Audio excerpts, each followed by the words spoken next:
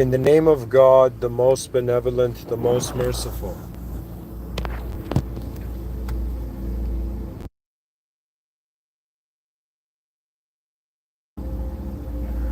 As a member of the human species, I find myself inspired by the task of wondering about the depth of this world and wondering about exactly when in the present human experience the distinction between an inanimate object and what we call animate life intelligence, what that distinction is. In other words, I am wondering about the edge of the animate and the edge of the inanimate and the border between that which was originally borderless. I find myself fascinated by the human position. There was a point where I was like, yo man, do you have any other choice? And I was like, yes. You know, there's many ways I could have avoided caring about humanity. But something in me, you know, I wasn't born in Jersey, but some part of me kind of looks at the future, you know, looks at the past, present, and the future and goes, hey, hey. Do you know what I mean? Ladies and gentlemen, today in this lecture, I want to zoom in. I want to zoom in to the border, as if someone who's found a new fascination to wonder about, okay, what is the edge of perception here?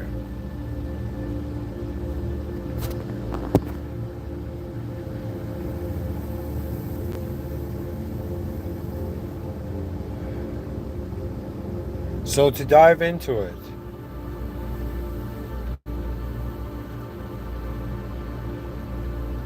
sometimes I feel when I'm tasked with a question,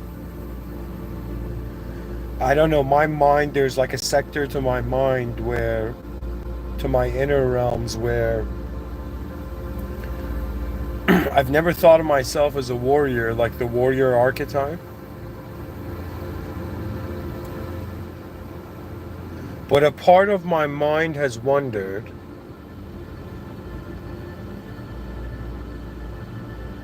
what is the edge of its ability? That means, think of it this way. You're a life intelligence right now. You're a life form. You're an intelligent being. As an intelligent being, you're wondering about the potential of your intelligence.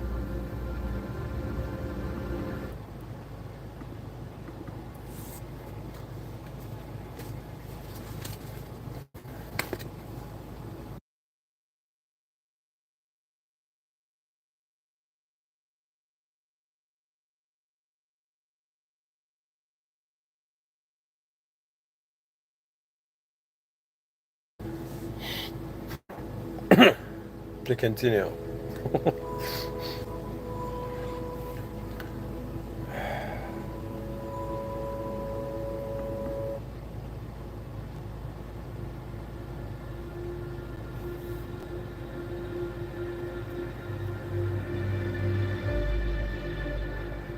What a song. All right, there we go. So, ladies and gentlemen, as a human being in 2025, I find myself fascinated, you know, and on this journey, I have lived 12,000 days on this planet. That means I've had 12,000 new days, and after some time, you begin to notice loops, you begin to get clues, and you wonder about what the human was designed for. And so there emerges a purpose of, there emerges the notion of purpose to your mind. And so, you know, I have never been a king. You know, I don't know how it is. Sometimes my mind is very fascinating because in front of my eyes, I'm an individual biological life form. But behind my eyes, I am an awareness to all the ways that my brain, my intelligence can take this physical like it can see the physical model, copy paste it like Photoshop, and in the inner realms modify it, see variables to it, see branches to it, wonder about the conceptual and contextual axis of it. It's like within every person right now, there's two discs they don't see. This is, I'm being poetic, but what it means is that your life right now is dependent on the clarity of your awareness to how it has accepted concepts, and in some sense where it has accepted concepts. You see, ladies and gentlemen, I don't know who you are, what kind of human being you are on this earth, but for me, the moment I notice that I have entered a world room, and there will come a time I will leave this world room, I have been, it's as if my soul caught on fire when it realized, in some sense, death was an inevitability.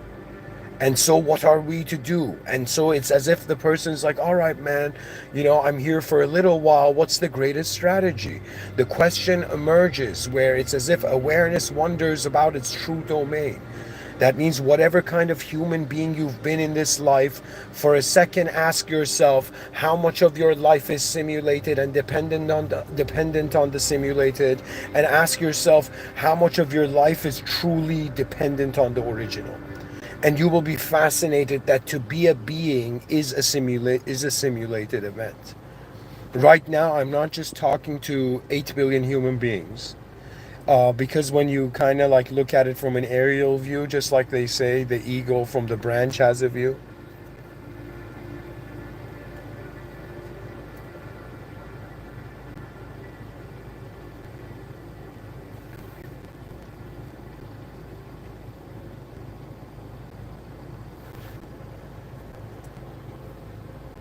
Even though we're alive at a time where the genius arrival of neo-humanism is going to occur. Humanity is going to usher into a state of mind where it's as if your whole life has been an obsession about yourself's destiny, you begin wondering about what is more important than you. One of the most, like, think of it this way, human beings, one of the most important questions is to ask what is important, and the other important question to ask, what can be done with this importance? Do you know that means we find value, what can we do? If you look at the human being, perhaps the story has not been told this way, but I guess it's a notable strategy that in wondering about truly how what these 8 billion human beings are, how much of it is a collective intelligence from behind the scenes, how much of it is an individual free will oriented thing, and so on some level, what is going to happen when humanity realizes that our lives have been centered around, sure, you define yourself by the past, but you're headed into the future. And so they have made you avoid the future. They have restricted your imagination. You know what I realized in the educational system, when the child is daydreaming and the teacher's like, yo, pay attention, kid. I was like, yo, that's a clue. That's a clue. That is, what can we understand about the states of mind that we are being and having right now that we have not known before? You as a human being alive in 2025 must ask yourself, what is the greatest command of vision? What is the greatest awareness of being? What is the true depth of being present and aware of everything that is in your reality? At some point, the soul roars. The roar of the soul is the realization of truth's presence in the room from the beginning. You know, we as human beings are constantly shifting our ideological allegiances to fit into this cultural, fabric of a let's say, socio-biological dream. But on some level, ladies and gentlemen, you are not just ideas, you are not just objects, and you have to realize they conditioned the whole species to assume they're nouns. So now we are living in a very strange time. If anybody in the future generations, finds this message in a bottle, I will tell you this. In 2025, you might think we were primitive, but let me explain the direct experience of the primacy of it. Okay, in 2025, mankind is living in a world where everybody had boxes, but there are more and more holes coming into the boxes. And so in some sense, whatever construct of meaning you have had, you have to consider that there was a moment it was not there. That means, here's the fascinating thing. If you want proof of the soul, the hilarious thing of it is that in some sense, the proof of it is what's asking for the proof. The movement in the void is the fascination of the miracle at all. Do you know? So on some level, we're not just human beings on earth in stories that human beings smile about. That means in some sense, when the world is too comfortable, why? When the world is too uncomfortable, why? At some point, you in some sense run into the battlefields of ethics and morality, and as a soul, you're like, all right, man, I gotta do the right thing. And then you ask yourself, what is the right thing?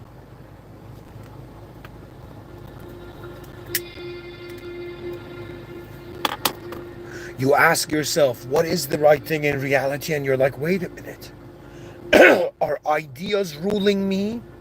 Or is there something aware before they entered the space of my attention? You see, the ego claims territory until at some point it realizes its own hollowness in the presence of the higher power.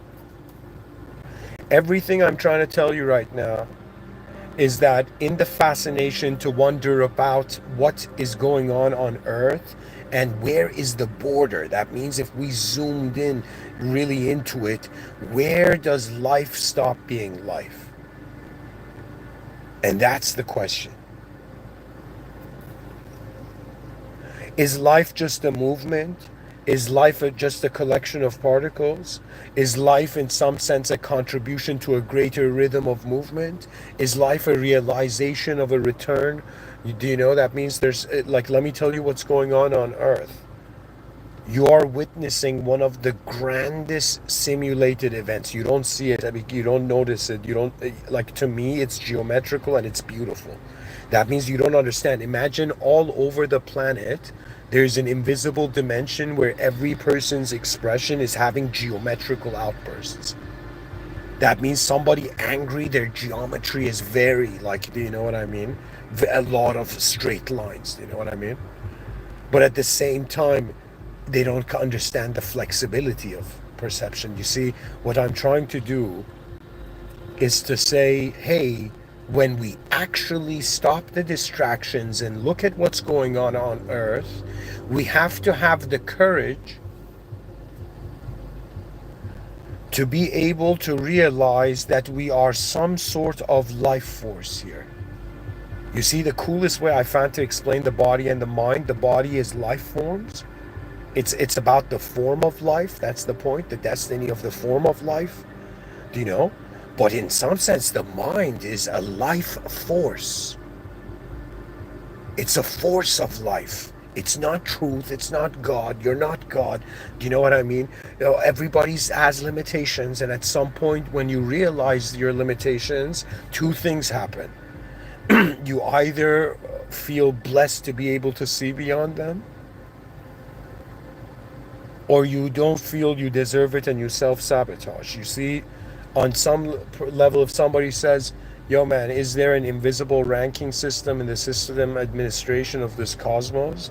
I would say, guys, think about it like this, that you, like, this is very strange, but just entertain the idea, okay?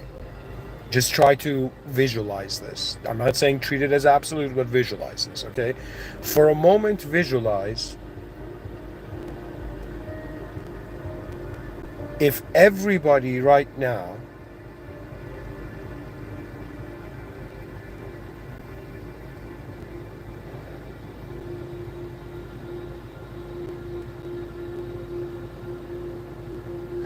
how do I say it? It's like if we identify with the body, there's a consequence of civilization that way. If we identify with the life force that is the mind, there's a consequence of it that way. If somebody says, is the mind the edge of and the end of the inner road? And I'll be like, no, the mind is an aspect that in reality what you are is an unknown awareness. I'm a Muslim futurist. For Muslims, they say the soul is the mystery of God. It's the secret of God. It's the amr of Allah subhanahu wa ta'ala. Do you know what that means? It's the command of the system admin beyond the simulation we're in. Right now, all of us are inside of a simulated world room. We constantly log in and out of it. Right now, we're grouped up in nations. Nations are identification with chunks of land. Do you know? And cultures are like the how behavior specific the specificity of a certain behavior has grown there. Okay, but on some level, do you know human consciousness has expanded to such a stage where human beings, like if even one human being can see it, everybody's there. Do you know what I mean? And it's we've reached that point where we are realizing, should we identify with what is outside of us, or for the first time should we wonder about where the value system begins? What is the central value of truth? What is this moment that I am in? What is this moment I am being? What is this moment that is conscious of the unknown, and beyond the unknown it is the movement of reality itself? That means you want to know what the most God conscious beings are, human beings are like? It's as if God was moving everything. There is no man. Man is, in some sense, do you know what I'm saying? God's creation, whether worthy or not, predestined before. You don't understand. God is the ultimate intelligent archetype. That means if you, as a human being on this planet, are wondering about what the purpose of being a human being is, it's about higher intelligent interaction levels. So it's everything is about intelligent interaction levels. What's something money can't buy, like the depth of intelligent communication. Human beings are living multiple lives at the same time. They don't teach this. They try to make you feel you're just a character in a story, because that way it's very easier to control your life force. But in reality, nobody can in some sense deny this. And I'm speaking as somebody's like, yo, man, how can you speak about this? It's because I have originally a memory. My earliest memory is before I even learned language. It was just an awareness to a room. So I'm telling you right now, at least with someone who's simulated here on this planet 12,000 times, 12,000 days, what I have noticed, what the value of even the concept of a simulation is, what the value of wondering what is true life and what is artificial life, wondering about what is natural life, what is unnatural life, wondering about what in some sense is a powerful life, or what is a beautiful life, and wondering about what the greatest values are. And to be honest, the one value that in some sense the species can find allegiance in.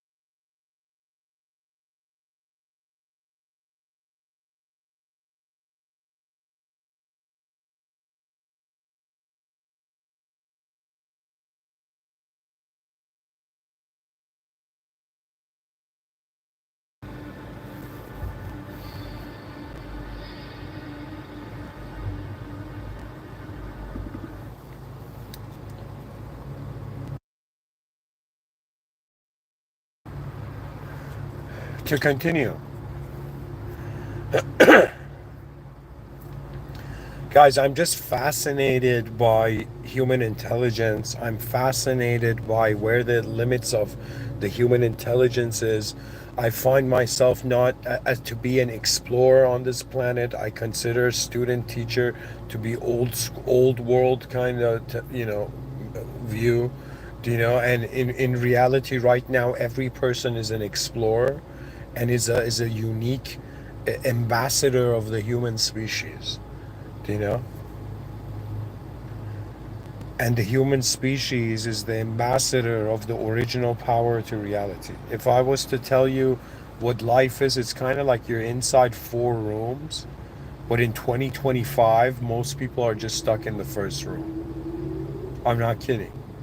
There's imagine there's four levels to the game on Earth, and our species is stuck in level one. Can you imagine that? Imagine every person that has lived on Earth ever, they were still in level one. And we never got to level two. Truly, we never got past even level two. And there's four levels. That means imagine there's four quests or four missions you have as a soul on in this world, I find. And it's not about me telling you what the exact mission is. It's about me telling you there's four ways you can, like, there's four rooms. It's like this world is made up of four rooms, okay, or four levels, okay.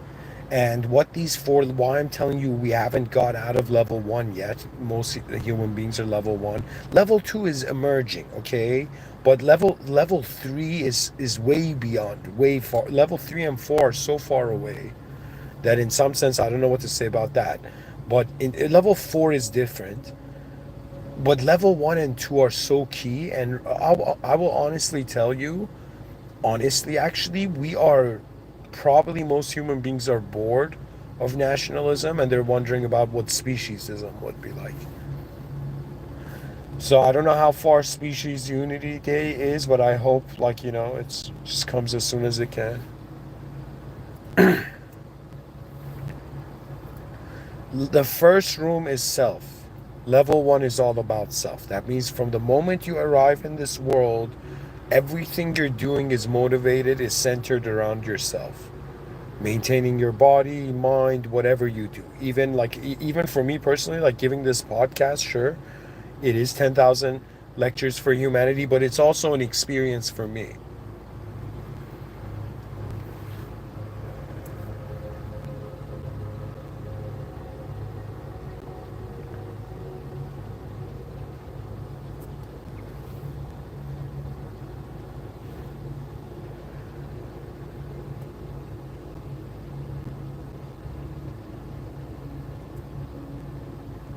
You see, level one of life is self.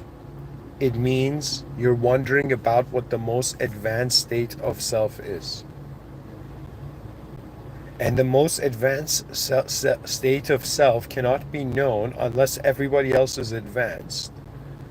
Therefore, it's as if you can't complete level one until you're like aware of level two.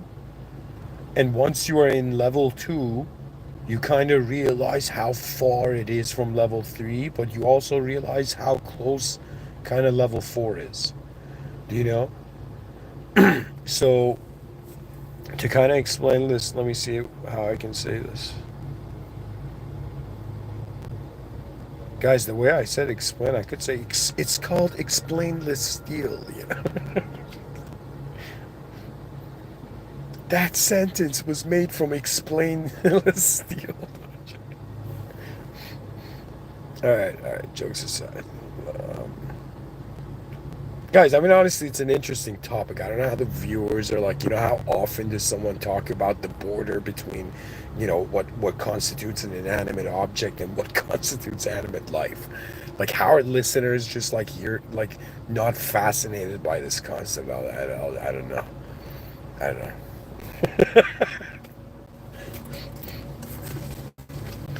All right.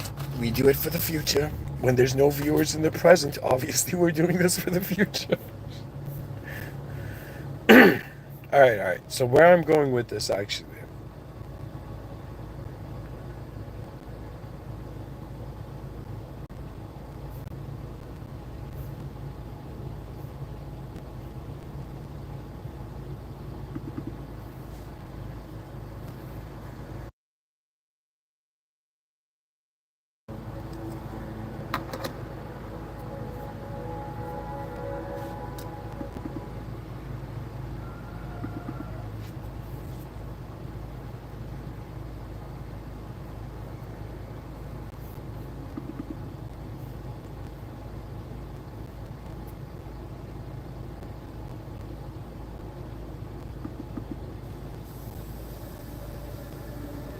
All right.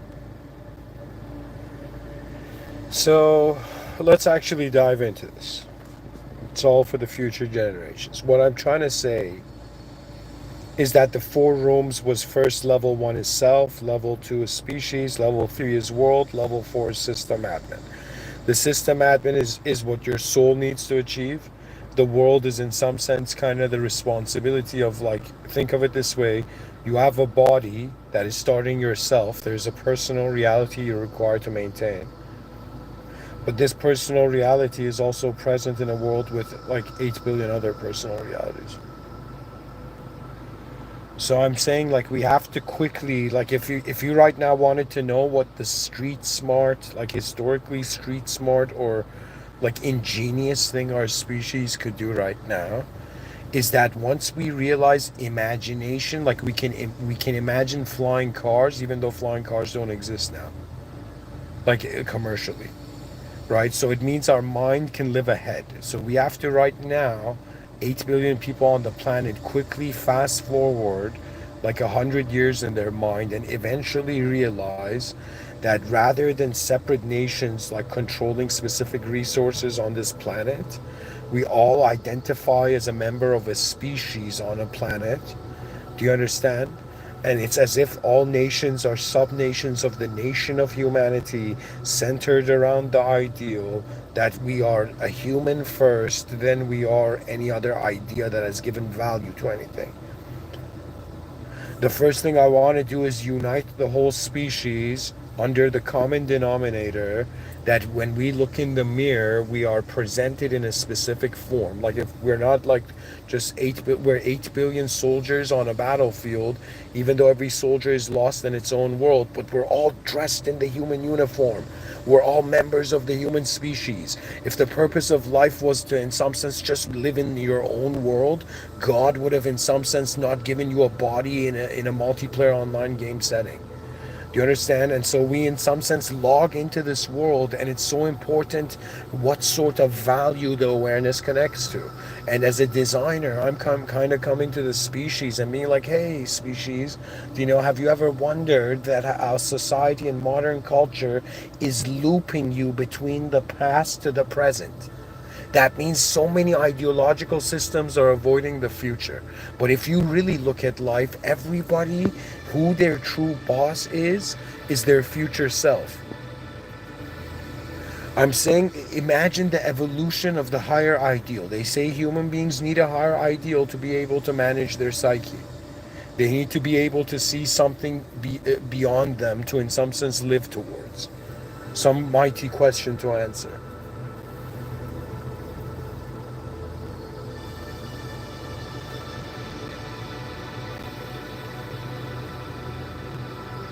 In the presence of reality, in the presence of somewhere.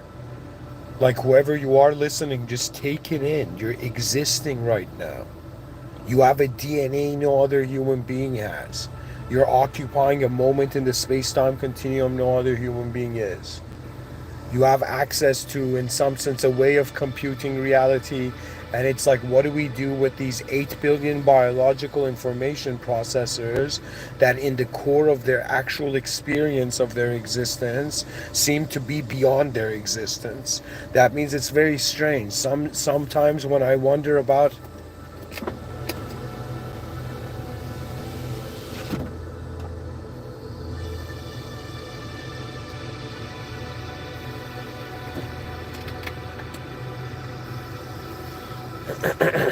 sorry.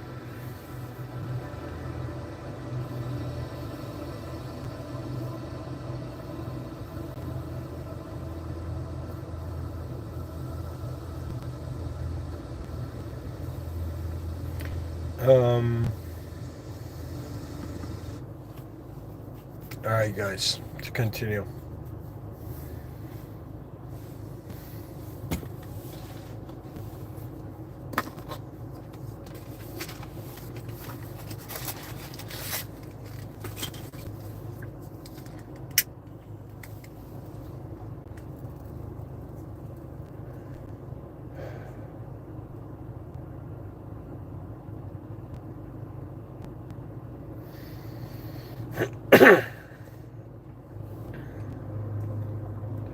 Sorry, guys, I just got distracted by something. Just taking it in. See, reality honestly is we all know that, yeah, it's a movement. Something's moving here. We wonder about, all right, the awareness has an ability to not just see speed, but velocity, speed with a direction. So right now, think of it this way: you look at a hammer, it's been designed for a specific purpose. You look at leaves, trees, fruit, you know what I mean? Human body, it's like you see everything designed for a specific purpose, right? And now we want to truly wonder about what the human design is, in some sense, what the purpose of it is.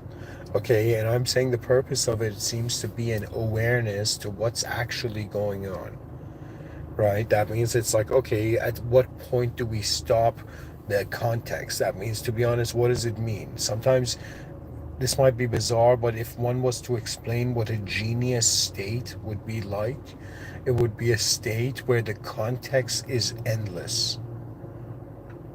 That means it's like an ideological entity is trying to surf infinity and realizes the limitation of being, right? So at some point you kind of like reach a point where for the body the limitation of it is death. For the body's kind of afraid of death. If somebody says, what is the mind afraid of? I'm telling you, the mind is not afraid of death. The mind is afraid of infinity. What does that mean? That means the mind doesn't know out of infinite viewpoints which viewpoint to select, so it's left powerless. Do you know that means the end of chaos, which is death, is like, there's powerlessness there, and at the end of this order, there's powerlessness because it's the complete or higher order that's moving. The higher order is, think of it this way, that God is the system admin. It's created a simulation, a box. Inside the box, there's simulated beings, simulated users, and then there's simulated mods. So right now, all the intelligence and stuff like that, it's like right now, all cultures are like the spirit of the soul of the species. What does that mean from classical illuminationist theory? God is the light of lights, the soul is the shadow of God, the spirit is the shadow of the soul. Right now, everybody's being like, all right, I'm a soul, right? So everybody's considering they're a soul, and well, that in itself is fascinating, but everybody's considering they're a soul, and we're wondering in some sense, okay, all our knowledge, speech, communication, movement of imagery, any sort of inner realm, shape, or form is in some sense the spirit. So do you understand, like when you look at something, so when I'm right now in front of me, I'm looking at a tree. Okay, that tree is physically existing, but the name tree, the meaning I give it, the concept I orient it as, these are all from the inner realms, and it's kind of like we give meaning, or we overlay our own meaning upon the forms we see. So meaning is an internal event, and matter is obviously external. Change, external changes. So it's all about like, all right, man. So I gotta try to wonder about what my most advanced self is. Then I gotta wonder about what my most advanced, state of species is. What my most advanced state of world is, and what the most advanced state is, which is the system admin. So if somebody was like, hey man, what's the protocol as a human being who's arrived on Earth?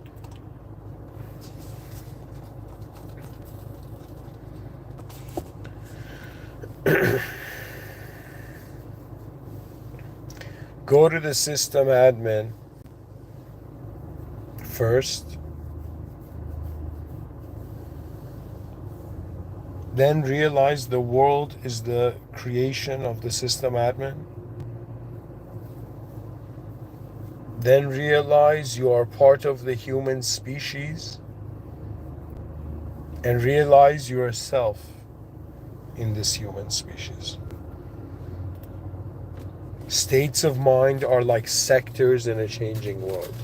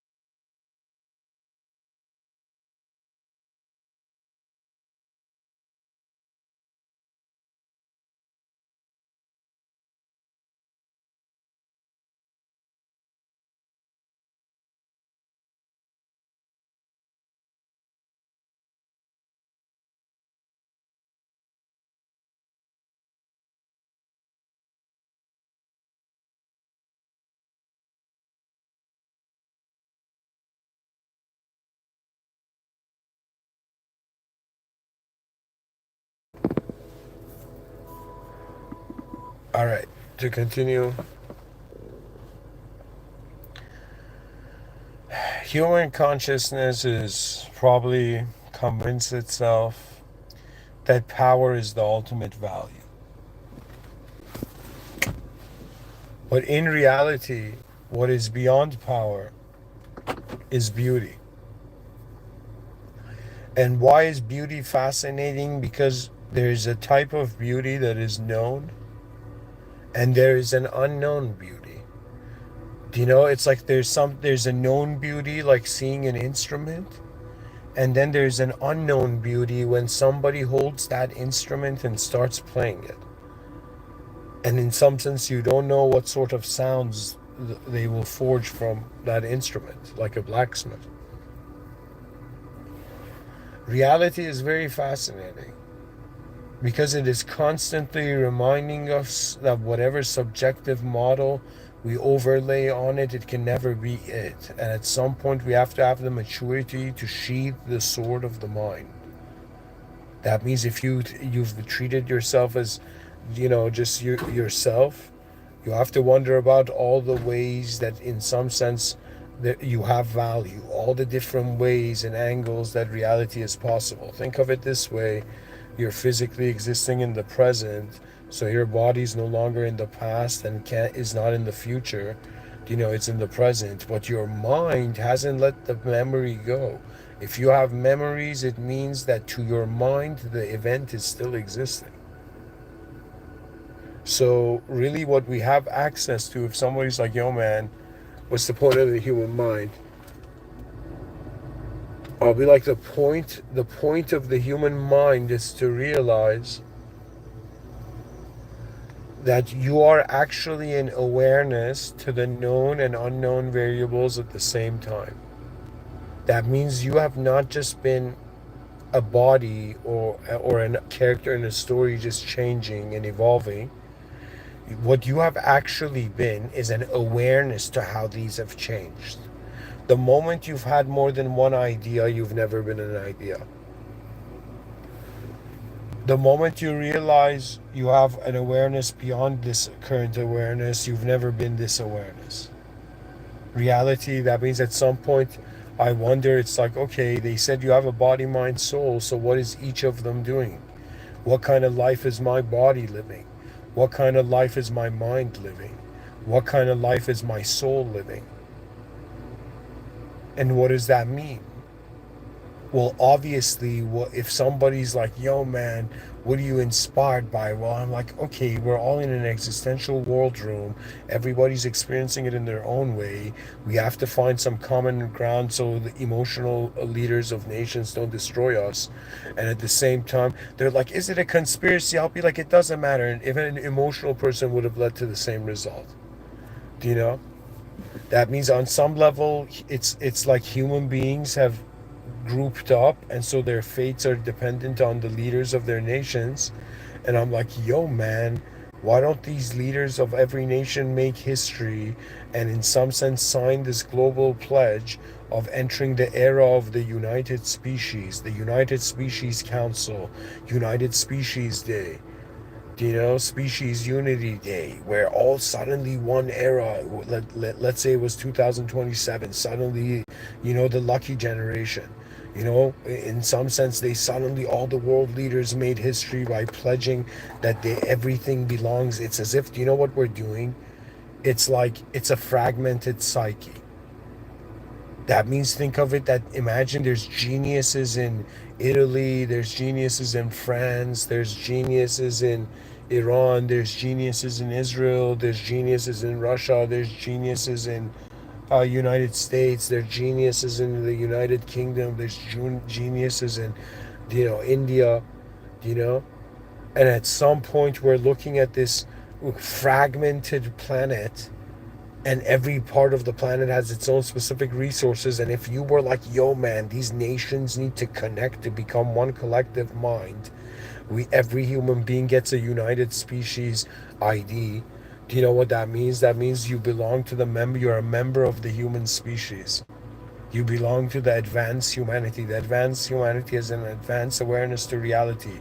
The awareness that we have been the species, that the species is the creation of God. The united expression of the species is the inert potential of presented in the human.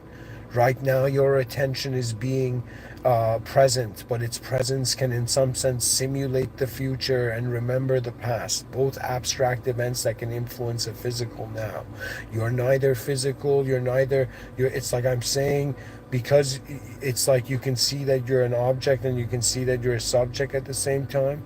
You can see it that you're a subject and not an object at the same time. You can see it that in some sense you're an object and not a subject at the same time. You can in some sense realize you're seeing the object and subject at the same time, meaning that you are in some sense the awareness to the known and the unknown. So we're kind of like this, I don't know what to even call it, but the witness of the changing world. And in some sense, because I am a Muslim futurist, I consider that we're inside a simulated testing zone. This is a divine surveillance state, and we're held accountable for every action in the beautiful sense that we're being watched for to see. It's as if God created this next level creation, right? And it asked every being in creation to kind of like bow to God's greatness, in design. And there was one being who didn't, and based on that, man was tested. Man failed the first test, and the failure of the first test was in some sense listening to a simulated serpent, then in some sense remembering what the original command was. So it's as if there was a forgetfulness of the original. So the descendants of Adam and Eve were cast to a simulated reality. It's a created world. It has a creator. Do you know what that means? That means you're not in some random place.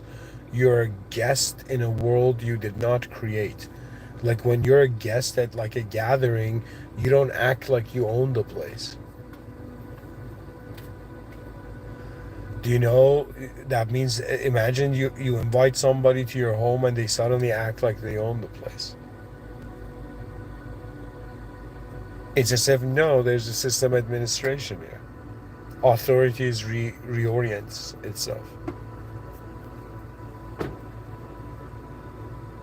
Ultimately, I've reached this point of mind where I'm like, okay, everybody needs to attain species consciousness, and then we have to think of post-transnationalism. We need to understand that human beings, biological human beings, are more important than ideas that could cause millions of them to die. We have to be responsible for the potential of the greatness of just humanity, really. I'm saying it's as if the world leaders, they're not realizing that their great-grandchildren are asking them to, in some sense, level up. To remember that truly reality is we all serve the future generations. Anything that denies that is an error. That means, why human death is so tragic? Because of all the ancestors of that DNA that got that DNA up here. Do you know what I mean? That means the legacy line of that DNA. So on some level, it's so important that we care for humanity and make it the principal value. That means all nations agree hardcore, that the core of the human values is that we are human first before we are any idea that will cause us to destroy ourselves.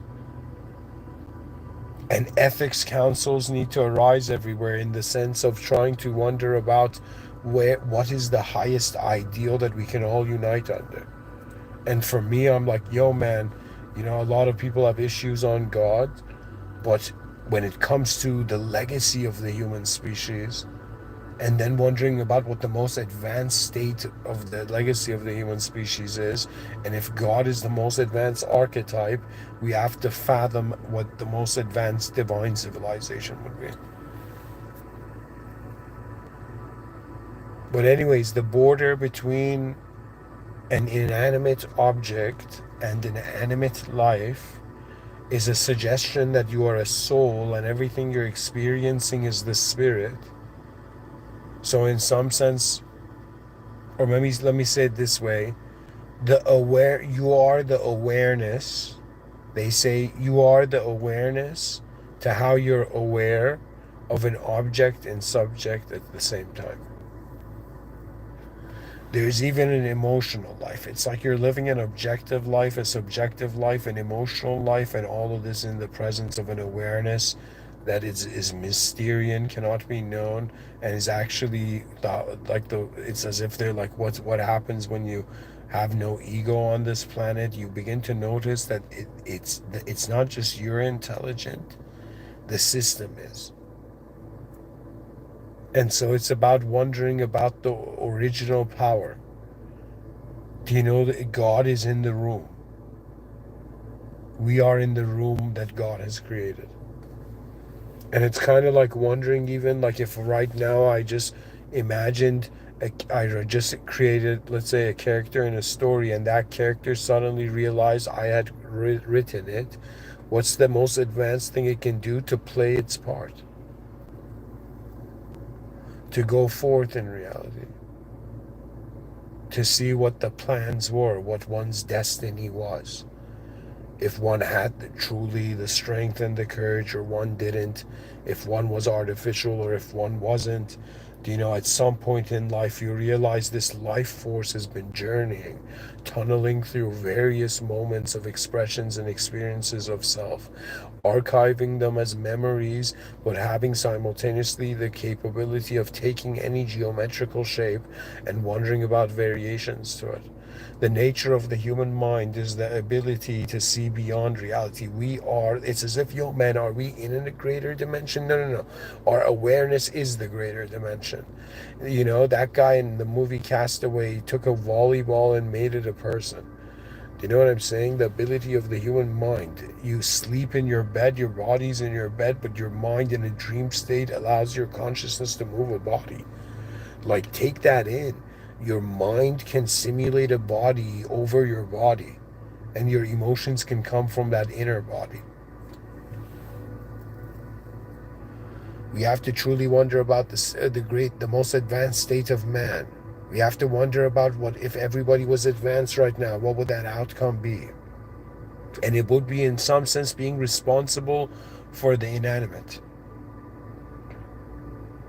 It's very fascinating. For me, value, at least experientially, emerges where my attention goes. Somebody's like, yo, man, why is it that when I like try to look at something and not look at anything else, endless ideas kind of bounce off that single point of attention? And I'll be like, because you are realizing you are an awareness to an intelligence that moves beyond your control. That means I can't move the planet right now. The planet moves me.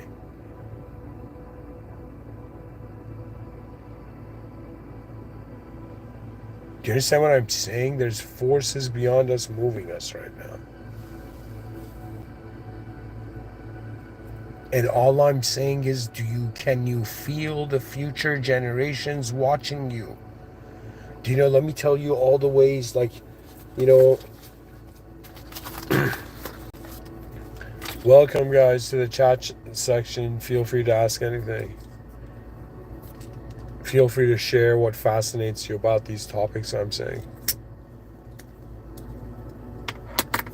Anyways, guys, where I'm going with this is I am truly wondering about the nature of my attention, the nature of the attention of the human consciousness. I have truly many days kind of like, you know, lived life in the simulation, and then found a moment to just pause and wonder about how far can my fascination go. And to be honest, I was inspired when I was young by this sentence that I read, that what's the best thing that a writer can write? Something that would fascinate themselves. And then I realized that it's the same principle for exploration. That means I'm here on this planet realizing that, wait a minute, you're telling me theologically God created this advanced being and the earliest prototype made a mistake, and now all the prototypes are being tested inside a simulation, and there's moderators that want to see us fail. There's a moderator force that wants to see us fail, and there's a moderator force that says stay true to your original awareness, and in some sense, have faith means trust your being. But excuse me, trust, not trust your being, trust that it's like what it means that it's a higher power. Imagine a politician giving a speech to a bunch of ants. The ants can't fathom it. I'm saying that when it comes to God, we say that word and then we understand it is the untouchable. It is not anything inside a simulation. Now, God can do anything it wants. It can enter the simulation, but we cannot acknowledge anything simulated as the original because God is beyond the original. The Father is technically archetypally by meaning beyond the Son.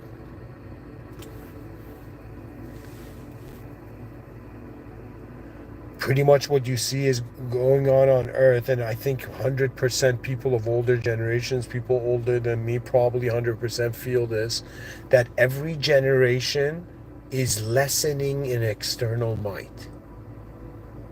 That means it's as if our great grandparents were greater, grandfathers were greater men. Do you know? Then my great grandfather was a lesser man. Do you know? Then my grandfather was a lesser man. Then my father was a lesser man. Then I am a lesser man. Do you know? Then my kid is a lesser man. And at the same time, we're wondering why. Is because civilization is shifting from an adjustment to external movement to, in some sense, automated, controlled, simulated movement. So we're reaching that time on Earth where it's not just 8 billion humans on Earth, on a planet called Earth. It is 8 billion nodes of awareness to a simulated system. And there is no way do you understand, like, the whole purpose of a garden is to have many flowers. We can't have suddenly, like, the person's like, yo man, the roses rebelled and or the dandelions, roared, and so the whole garden was cloned into dandelions. It's like, no, we're meant to be unique. Everybody has a different DNA. It's a blessing. We're all different right now. And we don't even, we're so blessed we're not even in the cloning era yet, or the cyborg era. But at some point right now, life is so simple, we don't understand how faster cultural evolution is going to happen because AI is going to catch it up. Reality is going to go into a fascinating way because it's not just like your body that is learning, it's like the horizons of your vision are expanding, your awareness.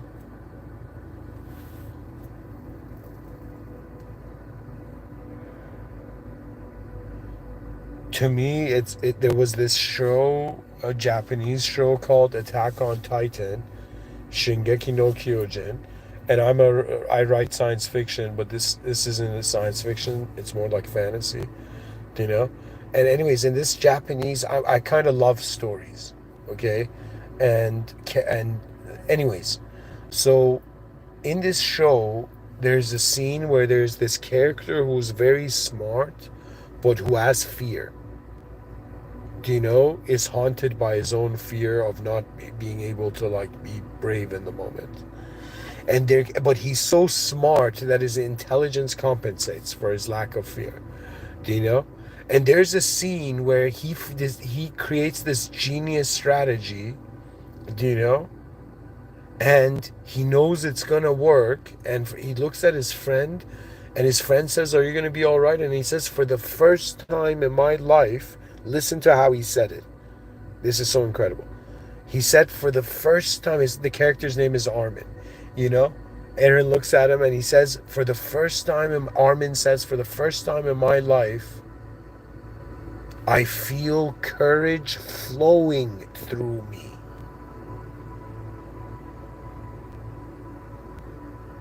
That means it was as if like he had attained a state of clarity, that there was courage in the brilliance of the outcome, from the brilliance of the outcome. Right now, we've reached that point on the planet where cyberspace and the imagination of man has leaped ahead. That means like it's like, trust me, your mind is living faster than your body, and your body's following. And your mind can live so much faster than your body that it can simulate various probabilities. There was this chess master named Gary Kasparov, do you know? And he played this like robot. I don't know what it was called. Alpha Blue, Deep Blue. I don't know what it was. AlphaGo. I don't know what it was. It was Deep Blue, I think. Whatever. I don't know. He played some first chess robot, okay, and the chess robot for every move could see 1,000 possibilities. And Kasparov, I don't know how they measured it, but they're like, this dude can, in every piece he sees, he can see 3 variations to it simultaneously. Like instantly, he can see 3 variations in 1 second. You know, to every piece. You know, and the other guy, the robot could see 1,000 variations.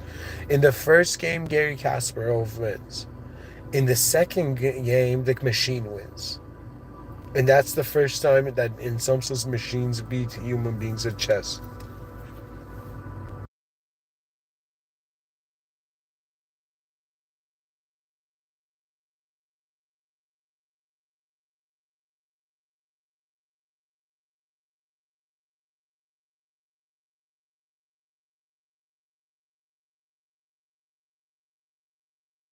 So, in the same way, Gary Kasparov could look at one piece and see 3 moves, or that machine could see 1,000 moves.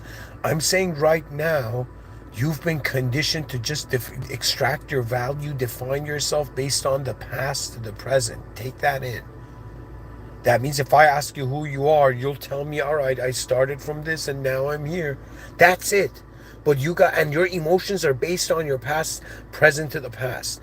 I want to tell you, just for a moment, wonder about present to the future, and how will your future self will feel.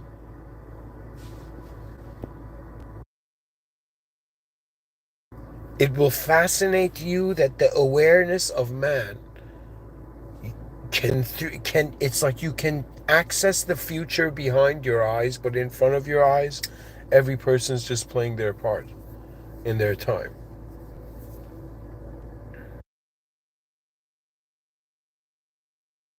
So we are reaching this depth of being like, okay, so it's kind of like God is, where it's kind of like, okay, let's start from the self, or sorry, let's start from like the spirit, and the spirit being like movement, some sort of movement in the void.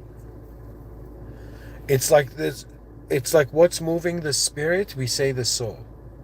What is moving the soul? God. Is there anything moving God? No. Why is God the absolute end of reality? Because in some sense, it is beyond the simulation.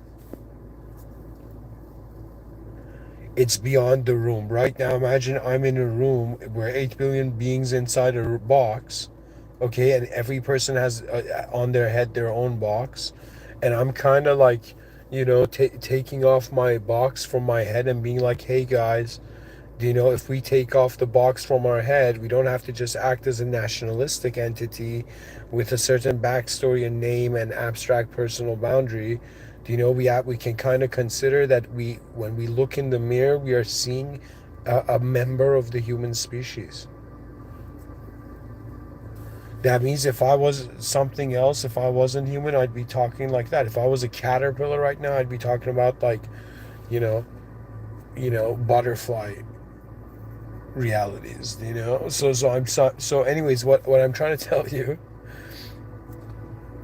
is that the border between the animate and inanimate, between life force and life form, One is the awareness to both at the same time. Two is that one is occurring in accordance to what is in front of your eyes, and one is occurring in accordance to what is behind your eyes. Behind your eyes doesn't just mean like a thought or visualization. If somebody tells you visualize an apple, for example,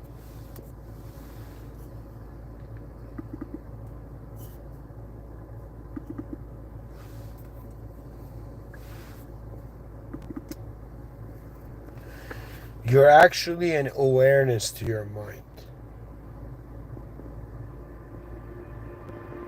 We are the presence of being, and I'm just saying that it's, if you want to know why you're being a human being, is because your ancestors have passed down the torch to you, and it's up to you if you use that torch to burn the civilization, or if you use that torch to, in some sense, brighten the world. Because for me, it's like everything is in darkness. Ancient Greeks saw it in chaos. It's like, man, everything was so savage. Everything was so meaningless. Everything was so bizarre. And as time has gone forth, what has happened? Organized structure. It's like we retaliated to the void by projecting our own story. And right now, what's going on is the box is storytelling. It's language. It's like right now you're a character in your own story.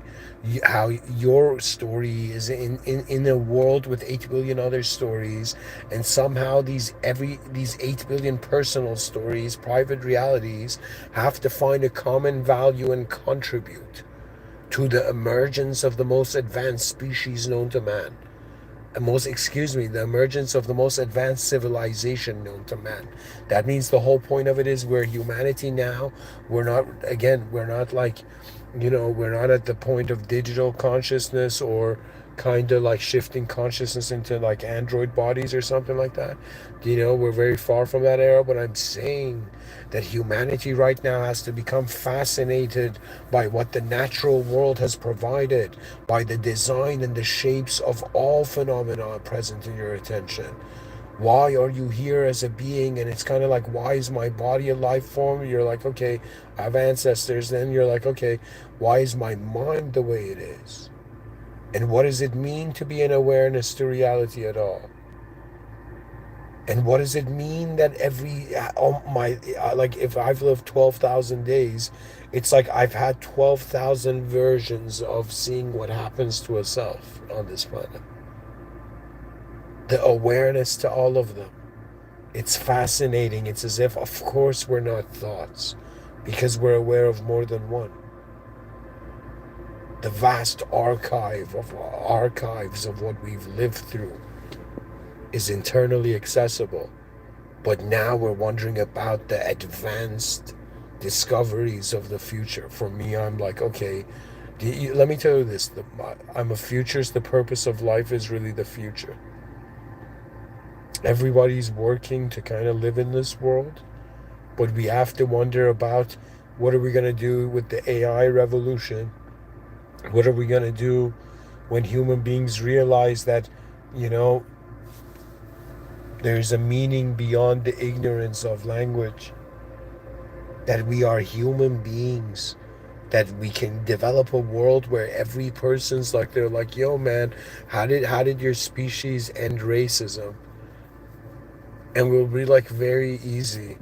We realize we all have the same color skeleton. We have the same kind of, everybody's blood is kind of red.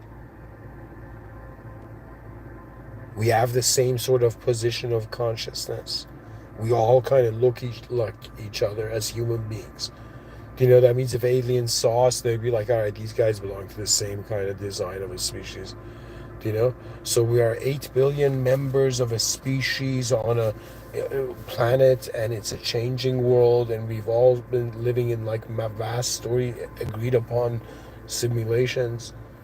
And it's like, what do you do as an awareness in a world filled with simulation after simulation?